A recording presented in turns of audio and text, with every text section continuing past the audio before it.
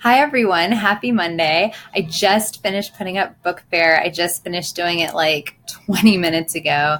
And as I was looking around, I was trying to decide what to do with all the tablecloths because every time I have Book Fair, I feel so bad that I have to throw away all that plastic. And I keep wondering what I should do with it so I don't just throw it away.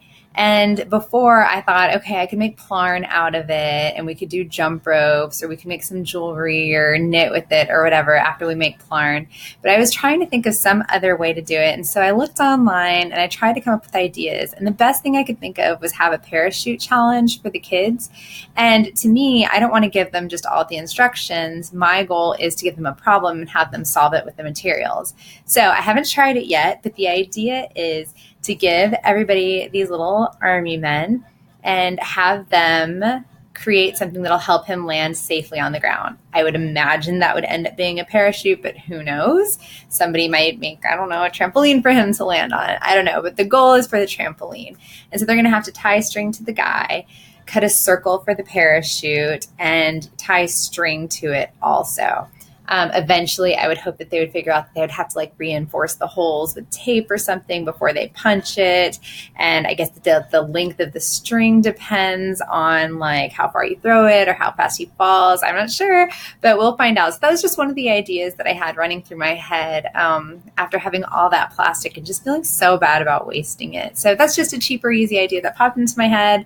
And if you try it, let me know how it goes. So for the second idea, I was thinking about my Legos because I'm always trying to come up with new ideas for Legos. I know I gave you guys the idea of building a famous structure. And so when I was thinking about the Legos today, I was thinking about how to create something a little bit more intricate for the kids that might take them a little longer. So I decided to do a little bit of a marble maze. You know those ones that you get when you go to a birthday party and it's just a little plastic with a metal ball and you have to kind of twirl it around? Well, that's what I was thinking about for the Legos. I just made one really, really quickly. I did not take my time, so please don't think this is my best work and I tried really hard. But I took my flat plate and I just got some to show you guys. And so you would put your marble here. Let's see if I can do it backwards. So you would put your marble here and you would, bring it down and around. And so that's really easy, but to have something harder would be way more intricate. And you could even do something like a shape and have the kids fit it into a diamond or have them fit it into a heart or a star or something along those lines and have a goal in mind or have a certain number of turns that they had to do. So that was just the Lego marble maze. It's just a little bit different take on the marble. And I thought it was kind of fun because once they build it, they can have their friends try it out also. And it's just a way to have them think a little bit more than just randomly building with their Legos. And the last thing I wanted to show you guys is Box Island. It's part of the Hour of Code. It's one of the apps that you can download during Hour of Code. And I don't know if you've ever seen it before or not. It is an iPad app. And what you do is you go to Box Island, and when you get on, it's going to have your choices. You can play either Hour of Code or you can play Box Island. And for Box Island, you have to actually end up paying. You can do the first 10 levels and they're pretty easy and straightforward. And they're pretty much what's already covered in Hour of Code. So you can do that, but past 10 levels, you have to start paying for the higher levels.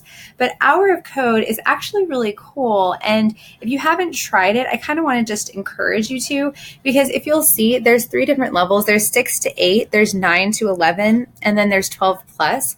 And each one has about 20 levels that you can do.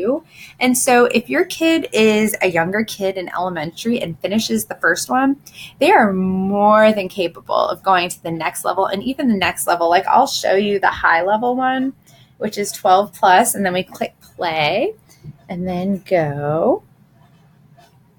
So I've already messed around with some of them, but this is the 12 plus. And if you start at number 1, you'll see that it's pretty basic and pretty straightforward. And the point is to get the guy to collect the 3 stars. He's eventually trying to save a friend or something like that. This is really basic at the beginning because it's kind of showing you what to do. And then it gets harder faster because it's for the older kids. So we have him move forward and we have him grab the stars. And he gets his 3 stars and he gets to move on. So we'll go ahead and go to the next one just so I can keep showing you. I'm going to try one of the harder ones for the older kids. So if you're an older kid and you go all the way to 13 and you click play. So then we're going to have loops that we're going to try to use. We're going to try to get all the stars as fast as possible. So when you drag a loop, you want him to do something until he gets to the blue rocks. So until he gets to the blue rocks, I want him to go forward.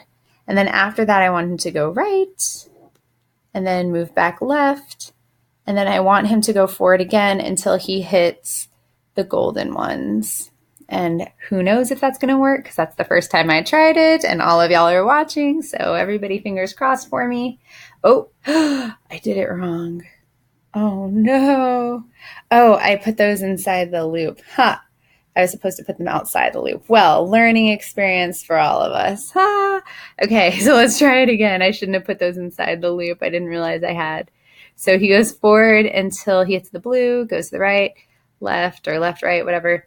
And then goes forward until he hits. Yay! It's kind of embarrassing. I'm blushing a little, but that is Box Island. And there are 3 different age levels. So even if your kid finishes one, they can go ahead and go try some of the other ones to see what they offer and what they have in store. It's a pretty good coding app to have the kids mess with. It's a good addition, even though you can only play the free sections. So those were my 3 ideas: the parachute out of the tablecloth, the Lego maze, and Box Island. I hope that helped, and I hope you have a wonderful day. Bye.